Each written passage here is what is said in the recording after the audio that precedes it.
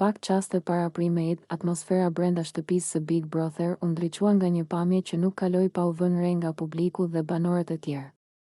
Benita dhe Klodi, çifti simpatik që ka tërhequr gjithnjë vëmendjen me buzëqeshjet dhe ndjenjat e tyre të sinqerta, u shfaqën bashkë për një moment të thjeshtë, por të veçantë, po bënin fotografi. Ajo që e bëri këtë moment kaq të bukur nuk ishte vetëm pamja fizike apo veshja e tyre elegante për primejin. Ishte dallimi i qartë mes një çifti që ndjen dhe shpreh ndjenjat pa frikë dhe pa maska. Ata nuk kërkonin vëmendjen e publikut me fjalë të mëdha ose gjeste dramatike, mjaftonte mënyra si qëndronin pranë njëri tjetrit. Buzëqeshjet që shkëmbenin dhe sinqeriteti që reflektohej në shikimet e tyre, teksa kamerat kapnin çdo detaj, Benita dhe Klodi formuan poza natyrale, ndiheshin rehat dhe të lidhur.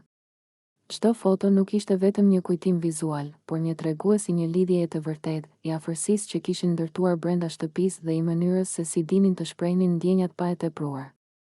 Banorët e tjerë shikonin me admirim dhe pak të xhelozi, sepse afërsia dhe harmonia që shfaqnin Benita dhe Klodi nuk mund të fshihej.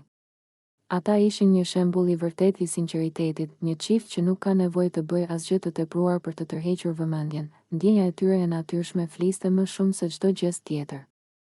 Ky moment gjithashtu tregoi se brenda një shtëpie ku shpesh tensioni, lojrat dhe strategjitë dominojnë, ka edhe hapësirë për momente të thjeshta, të bukura dhe të ngrohta. Një fotografi mund të tregoj histori dhe ato që Benita dhe Klodi po bënin nuk ishin thjesht pozime për kamerat, ishte një reflektim i bashkëjetesës, respektit dhe lumturisë së ndarë mes tyre. Para primejit, çdo detaj kishte rëndësi.